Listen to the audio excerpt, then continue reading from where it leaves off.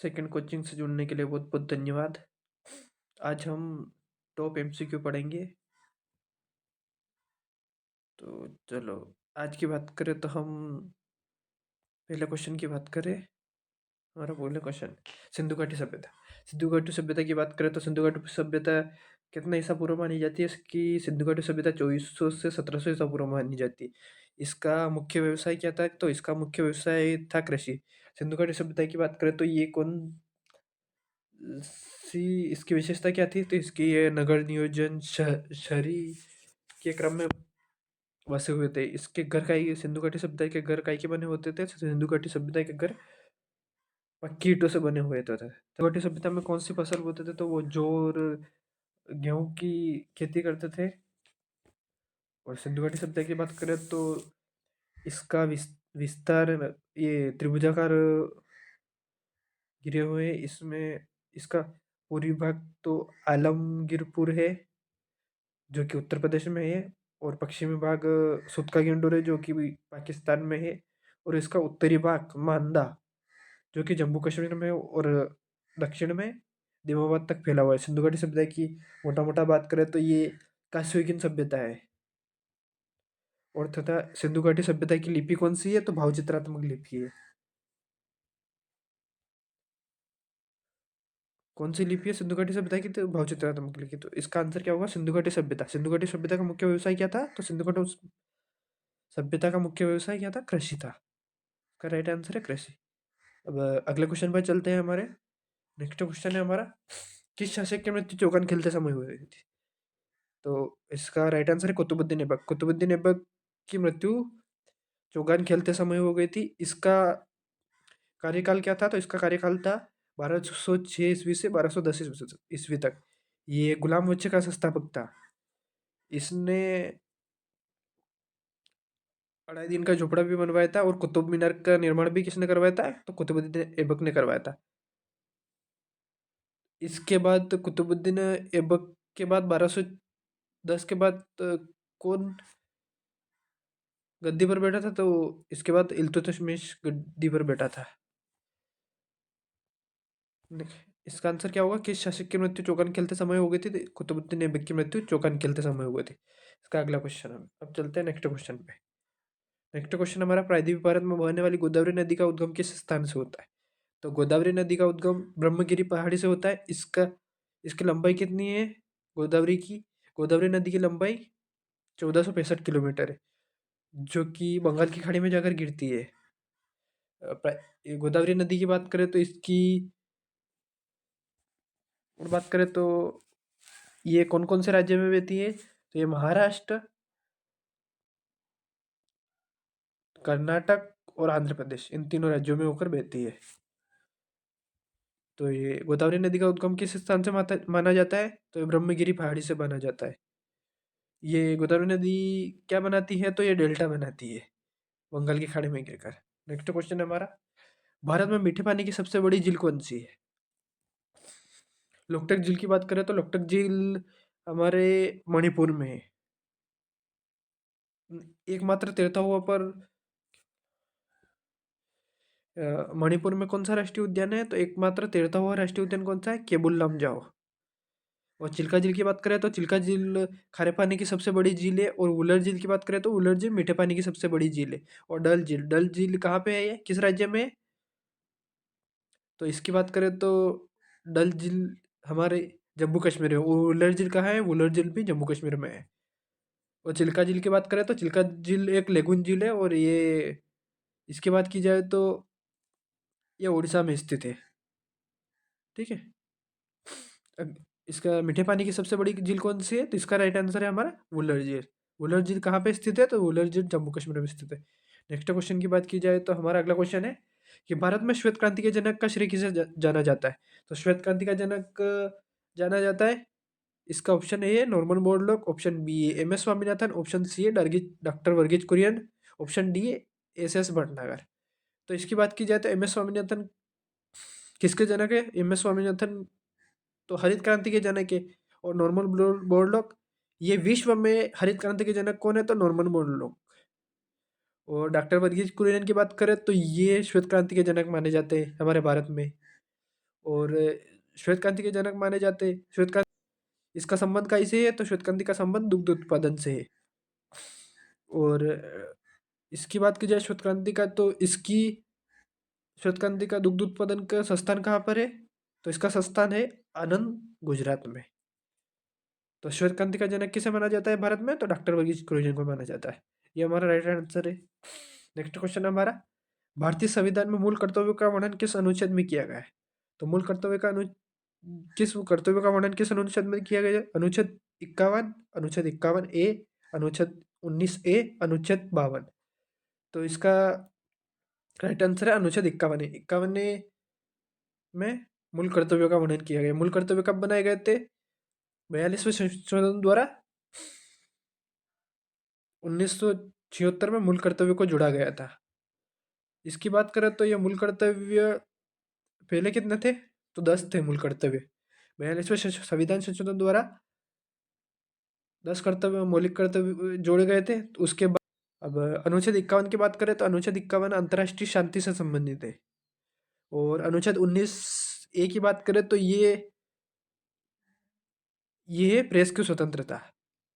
और अनुच्छेद 52 की बात करें तो ये हमारा राष्ट्रपति से संबंधित है। क्या अनुच्छेद 52 हमारा राष्ट्रपति से संबंधित है। नेक्स्ट क्वेश्चन की बात, इसका आंसर क्या होगा, मूल कर्तव्य का वर्णन किस अनुच्छेद में किया गया, तो अनुच्छेद 51A में किया गया है। अगले क्वेश्चन की बात करें तो दिसंबर 2023 तक भारत के संविधान में कितने अनुच्छेद और अनुसूचियां हैं। ऑप्शन ए 395 अनुच्छेद व 12 अनुसूचियां, ऑप्शन बी 450 अनुच्छेद व 12 अनुसूचियां, ऑप्शन सी 395 अनुच्छेद व 8 अनुसूचियां, ऑप्शन डी 450 अनुच्छेद व 8 अनुसूचियां।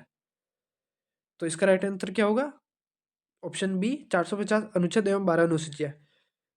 तो जब हमारा संविधान बना था, कब बना था हमारा संविधान, संविधान की बनने की तिथि क्या है, कि इसकी पहली बैठक कब हुई थी, 9 दिसंबर 1946 को। 9 दिसंबर 1946 को संविधान सभा के अध्यक्ष कौन थे, सच्चिदानंद सिन्हा। सच्चिदानंद सिन्हा अस्थायी अध्यक्ष थे। और स्थायी अध्यक्ष कब बनाया गया था, स्थायी अध्यक्ष 11 दिसंबर 1946 को बनाया गया था। किसको बनाया गया था, तो इसकी बात करें तो डॉक्टर राजेंद्र प्रसाद को बनाया गया था। स्थायी अध्यक्ष किसको बनाया गया था, तो राजेंद्र प्रसाद को बनाया गया था। पहले संविधान में कितने अनुच्छेद थे, जब संविधान बना था तब इसमें 395 अनुच्छेद व 8 अनुसूचियाँ थी। बाकी 4 अनुसूचियाँ बाद में जोड़ी गई थी। तो पहले अनुसूची की बात करें तो भूमि सुधार से संबंधित है। पहली अनुसूची मतलब कि 9वीं अनुसूची जोड़ी गई थी पहला संविधान संशोधन 1951 में। तो भूमि सुधार से संबंधित है। अब इसके बाद 10वीं अनुसूची, 10वीं अनुसूची की माने तो ये दल बदल से संबंधित है। और ये कब जोड़ी गई थी, कब जोड़ी गई थी, ये आंसर में बताना। और 11वीं अनुसूची की बात करें तो 11वीं अनुसूची कौन सी है, ग्राम पंचायतों से संबंधित है। और 12वीं अनुसूची की बात करें तो 12वीं अनुसूची किससे संबंधित है, नगर नियोजन से, जो कि 1992 में जोड़ी गई थी। अगला इसका राइट आंसर क्या होगा कि 450 अनुच्छेद व 12 अनुसूचियाँ। अगला क्वेश्चन है हमारा संविधान। संविधान में राष्ट्रपति के चुनाव की विधि किस देश के संविधान से ली गई, तो संविधान में राष्ट्रपति के चुनाव की विधि हमें option A Ireland, option B America, option C Germany, option D है हमारा दक्षिण अफ्रीका। तो इसका राइट आंसर क्या होगा कि चुनाव की विधि हमने किस देश से ली है, तो आयरलैंड से।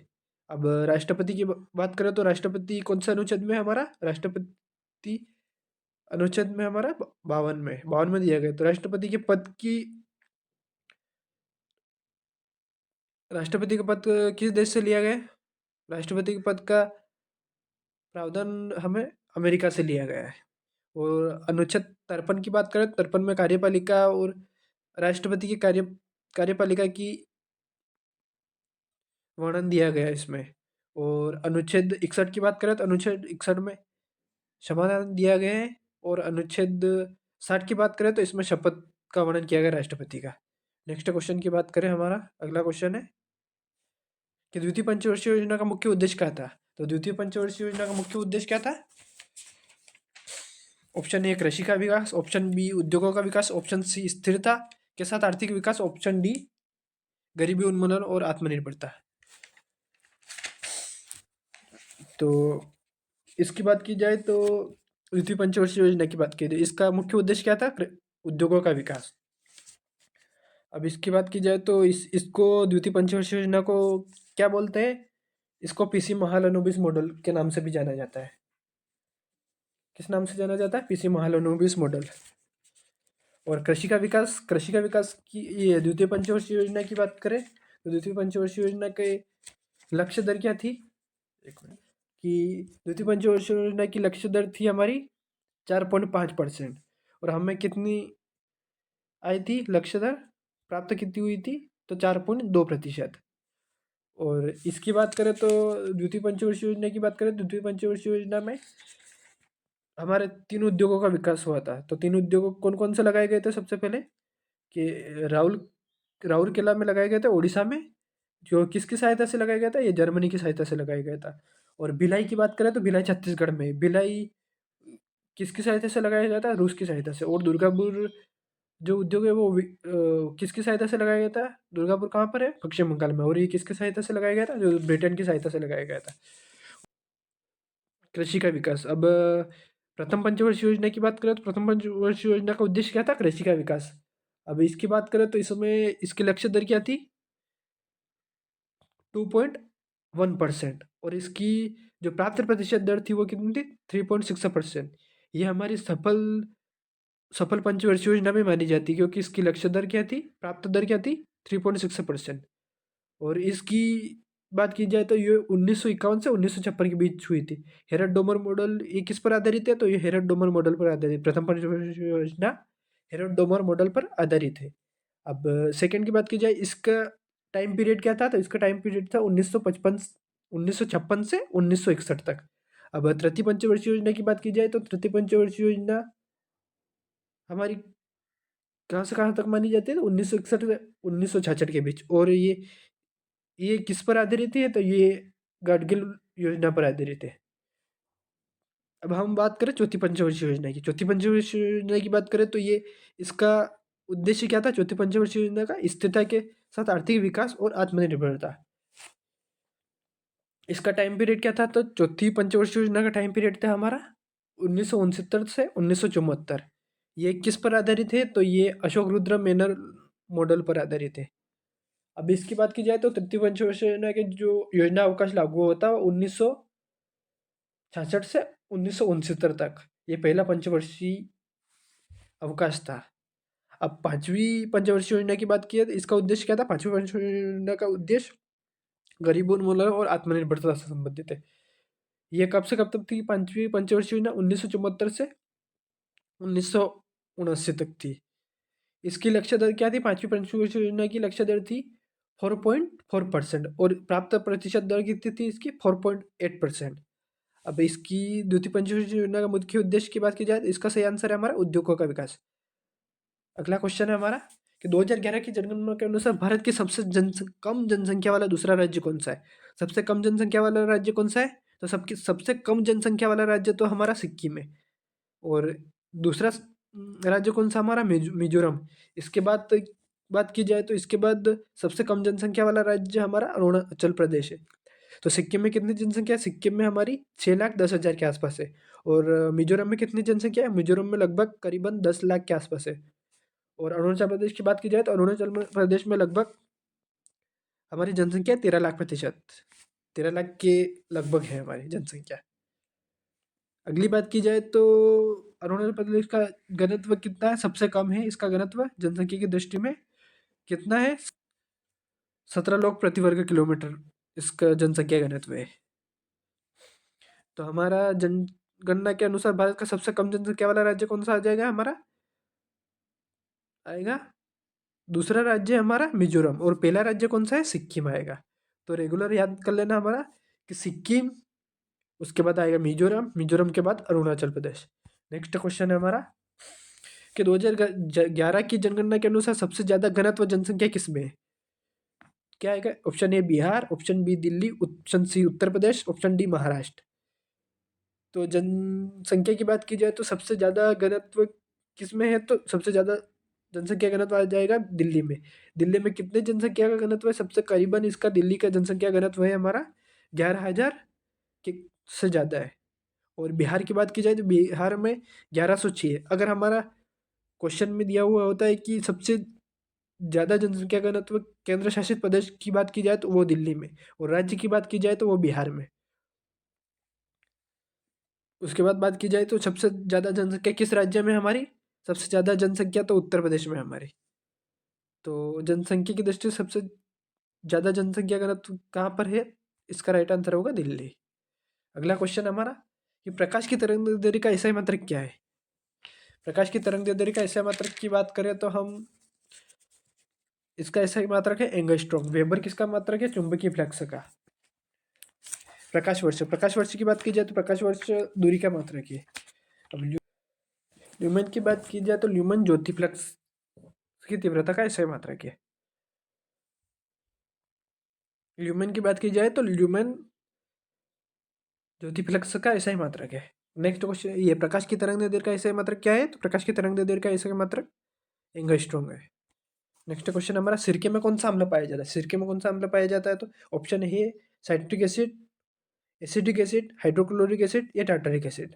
इसमें कौन सा आंसर आएगा कि सिरके में कौन सा अम्ल पाया जाता है, तो सिरके में एसिटिक एसिड पाया जाता है। एसिटिक एसिड मतलब कि अम्ल की बात की जाए तो अम्ल व क्षार की, अम्ल व क्षार का पीएच मान कितना होता है, अम्ल का पीएच मान कितना होता है 0 से लेकर 7 तक।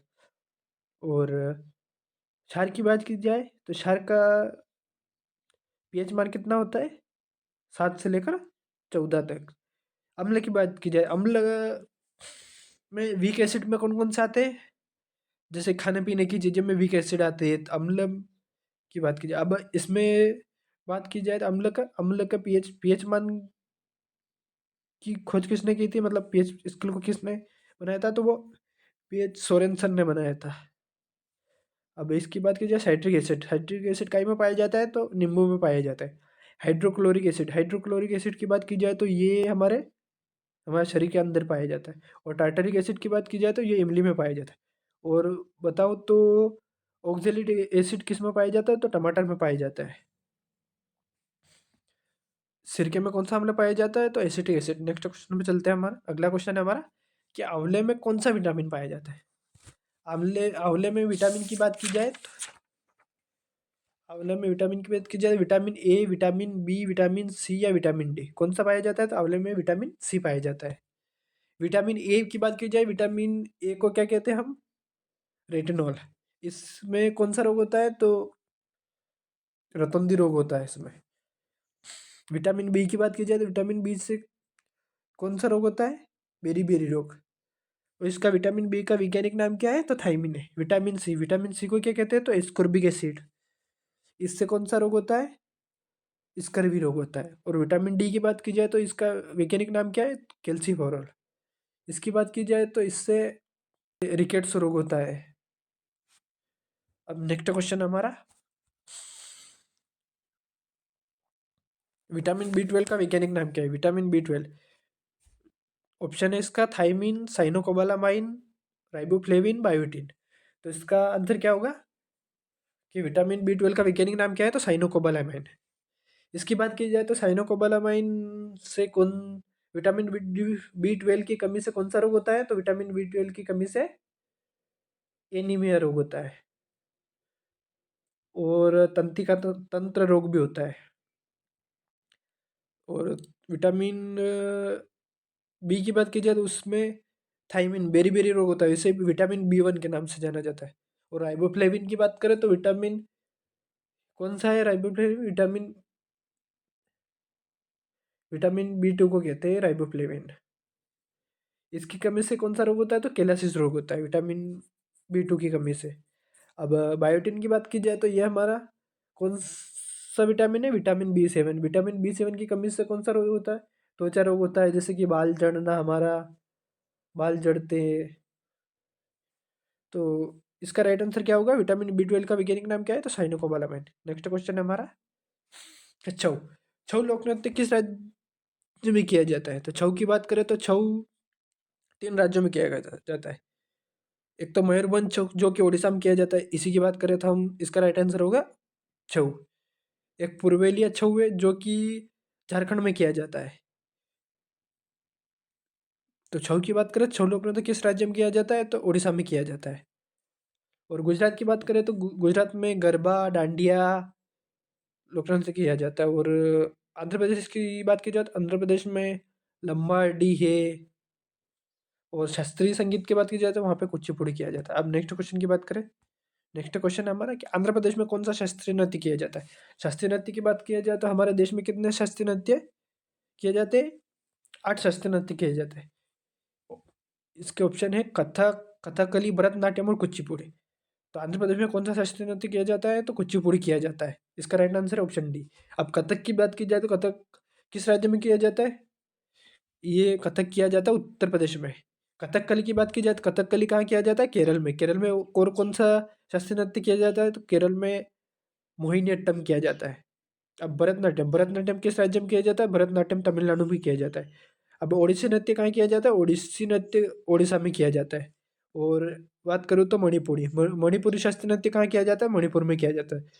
और क्षत्रिय की बात करूँ, क्षत्रिय असम में किया जाता है। अब नेक्स्ट क्वेश्चन है हमारा, अगला क्वेश्चन है हमारा कि an area of darkness, an area of darkness किसकी पुस्तक है। ऑप्शन है इसका V S Naipaul, Arundhati Roy, Shashi Tharoor या Kiran Desai. An area of darkness, an area of darkness किसकी पुस्तक है, तो बी एस नायपॉल की। अरुंधति रॉय की बात की जाए तो अरुंधति रॉय की कौन सी पुस्तक है, the god of small thing. कौन सी पुस्तक है, the god of small thing.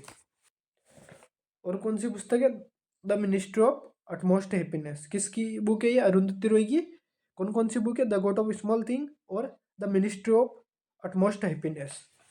चलो इसका एन एरिया ऑफ डार्कनेस किसकी पुस्तक है, तो ये है पुस्तक हमारी बी एस नायपॉल की। नेक्स्ट क्वेश्चन है हमारा कि साहित्य के क्षेत्र में 2023 का नोबेल पुरस्कार किसे प्रदान किया गया। तो 2023 का नोबेल पुरस्कार किसे प्रदान किया गया, तो option A Jon Fosse, Annie Ernaux, Abdulrazak Gurnah या लुइस ग्लुक। तो साहित्य के क्षेत्र में 2023 का नोबेल पुरस्कार किसे दिया गया है, तो इसका राइट आंसर होगा जॉन फोसे। 2023 में किसे दिया गया है, तो जॉन फोसे को दिया गया है। 2022 की बात करें तो 2022 में हमें किसे साहित्य का नोबेल पुरस्कार किसे दिया गया था, तो एनी एर्नोक्स को दिया गया था। 2021 की बात करें तो 2021 में किसे दिया गया था, अब्दुल रज़ाक गुन्ना को साहित्य का नोबेल पुरस्कार। और 2020 की बात करें तो 2020 में किसे दिया गया था, लुइस ग्लुक को दिया गया था। नेक्स्ट क्वेश्चन है हमारा, अगला क्वेश्चन है कि आईसीसी विश्व कप 2023 में प्लेयर ऑफ द मैच का अवार्ड किसे दिया गया है। कि प्लेयर ऑफ द मैच का अवार्ड किसे दिया गया है, तो इसका राइट आंसर क्या होगा। ऑप्शन है इसका ग्लेन मैक्सवेल, ऑप्शन बी है विराट कोहली, ऑप्शन सी है ट्रेविस हेड, ऑप्शन डी है मोहम्मद शमी।